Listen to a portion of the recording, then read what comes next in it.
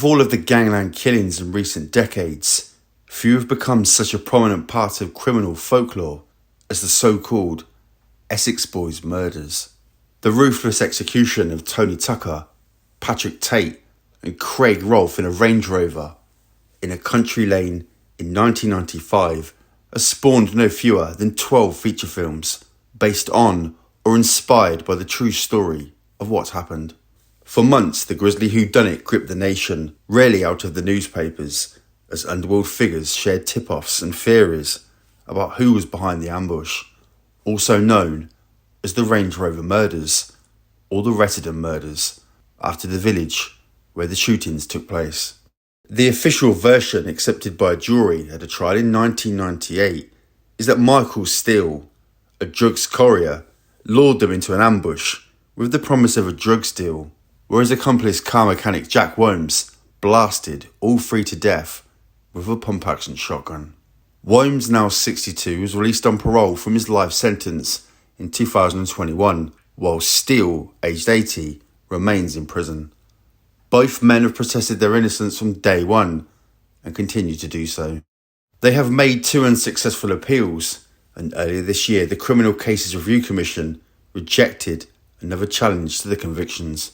Yet new evidence continues to work its way to the surface, which casts serious doubt on the 2 men's guilt. A new 3-part Sky documentary, The Essex Murders, features the findings of a 3-year investigation carried out by former Metropolitan Police Detective Chief Inspector David McKelvey.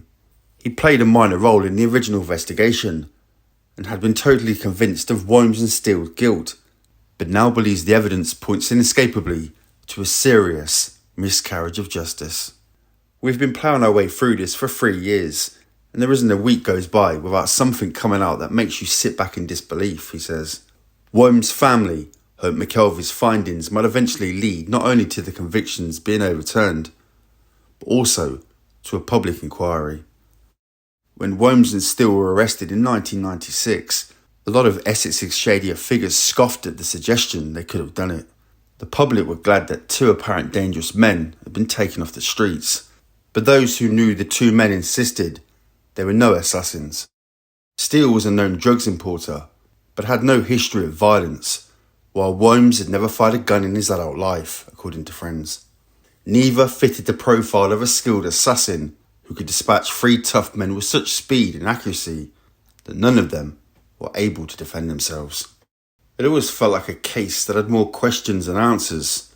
Why was there not a shred of forensic evidence linking Worms and Steele to the crimes in either the Range Rover, which incredibly still exists and features in the documentary, or the alleged getaway vehicle? Why no one heard the 8 shots fired into the vehicle at the supposed time of the attack before 7 p.m, even though plenty of people were outdoors and within earshot at the time? Why, if the Range Rover had been standing for more than 13 hours on a freezing cold night before it was found, was there no frost on the windscreen? As one of the investigating officers has conceded, it was not a 100% sure case. John Worms, one of Jack's 4 brothers, says what happened in 1995 was a military-style execution. Whoever did it was someone who was cute with a gun. The only time Jack ever fired a gun was when we was about 11 or 12, when our dad let us fire his shotgun, but we never did it again, because the recall Jack is an engineer.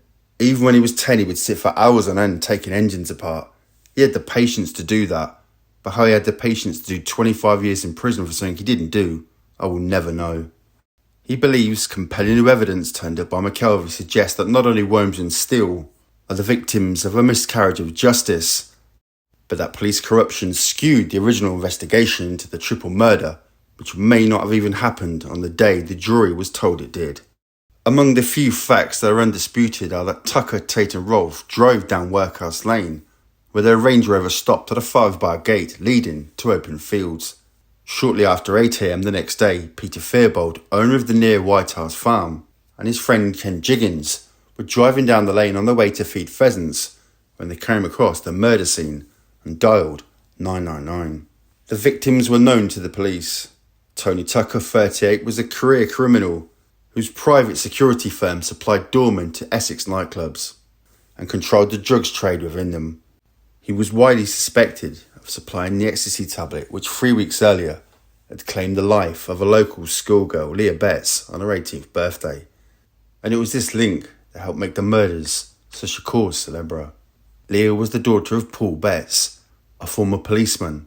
The fact that such a middle-class girl from a stable home could fall victim to the ecstasy craze that had taken hold in Britain made her death front-page news for weeks, not least because her parents decided to release a photograph of her in a coma as a warning to others before her life support machine was switched off. Her death and Paul Betts' warnings at emotional press conferences that it could have been anyone's daughter helped reshape the drugs debate, and Essex police, under massive pressure to track down the supply of the killer pill, assigned 35 officers to the case. Suspicion soon fell on Tucker, who controlled the doormen and the drugs trade in Raquel's, the nightclub where a friend of Leah's had bought the tablet, and weeks later, he was dead. The theory that the Essex boys had been killed in retribution for Leah's death was too good for the media to resist. Paul Betts was even questioned as a suspect at one stage, before quickly being ruled out. Tate, 37, was Tucker's steroid-pumped enforcer with a history of violence, while Rolf, 26, was a violent cocaine addict who also provided muscle. For 6 months, Essex police struggled under intense pressure to bring the killers to book, and their big breakthrough came on May 13th, 1996, with the arrest of a drug dealer called Darren Nichols, along with Michael Steele and Jack Williams, who were also suspected of drugs offences. Nichols, facing the prospect of a hefty prison sentence over his latest alleged deal, offered to turn supergrass, telling detectives he knew who committed the Rettendam murders. The police agreed to place him in the witness protection programme, and the story he told them was this: that he'd been the getaway driver for the murders, which he said had been committed by Steele and Williams. He claimed the gang had demanded reimbursement from Steele for a drugs consignment that turned out to be worthless, and that Steele, fearing for his own life, had lured them to a meeting with the promise of a fresh deal to pay them back, where his friend Williams was laying in wait. According to Nichols' account, Steele had been picked up in the Range Rover and took them to Workhouse Lane, where Nichols drove Williams to the end of the lane and picked up the two men after Williams made a come-and-get-us call to his mobile at 6:59 that night.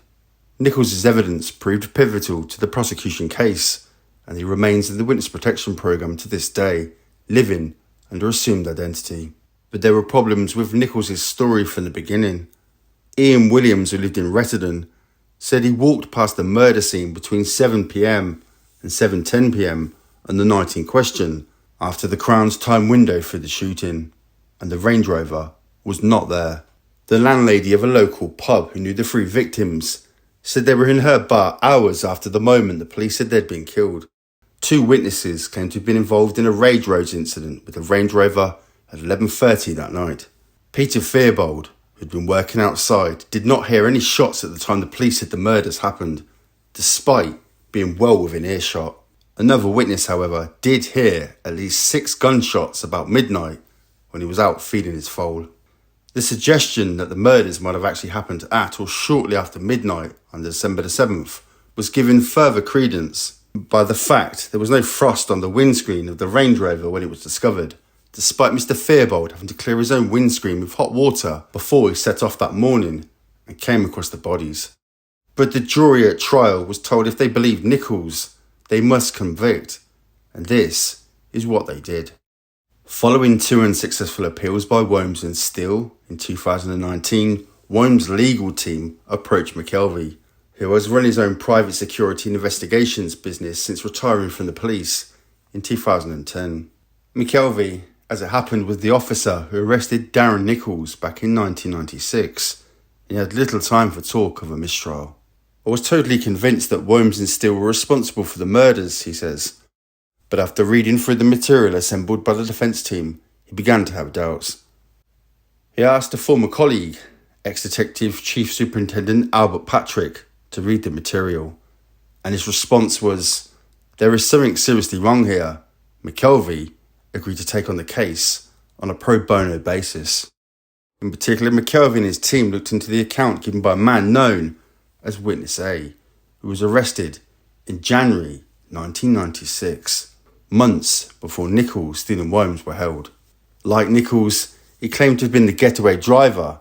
He told police that the killer, who he named, had approached the murder scene from the opposite direction to the one accepted by the police, crossing a field to a gate where the Range Rover was parked, rather than going up Workhouse Lane. He told the police the hitman was wearing trainers, and McKelvey believes it is significant that the only footprint found at the snow-covered murder scene was a size 10 high-track trainer. Nichols claimed that Steele and Williams were wearing Wellington boots. McKelvey has also been told that Nichols had a corrupt relationship with a police officer who was under investigation into one of 2 internal corruption probes into officers linked to the Rettendon investigation.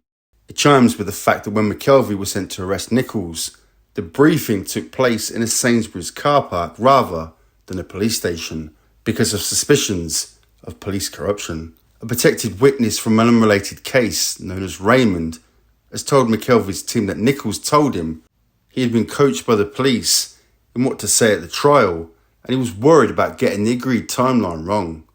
Essex police said in a statement that the original investigation had been exhaustive, and after 2 unsuccessful appeals, the CCRC decided in January this year that it did not merit a further appeal.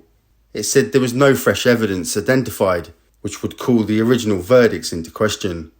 Retired Detective Superintendent Ivan Dibley, the man who led the Rettendon investigation, told Sky Nichols was pivotal to the case because there was no other witnesses or forensic evidence, but still insists his evidence was examined in detail and it was clear that what he said was true. McKelvey disagrees. We believe we can prove that Darren Nichols lied, and we believe Witness A's account is compelling and a far more credible account of what happened that day. Only last week we had a new witness come out of the woodwork. We think there are still people out there with information whose loyalties have long since gone away, who we hope will contact us after seeing this documentary. We would like an independent police force to investigate what we have found. I have lost friends over this. People can't understand why we have done this, but the reality is, it's about truth and justice. It's about making sure the right people are locked up, and Michael Steele and Jack Williams are not the right people. The Essex Murders is available to stream on Sky and Now TV.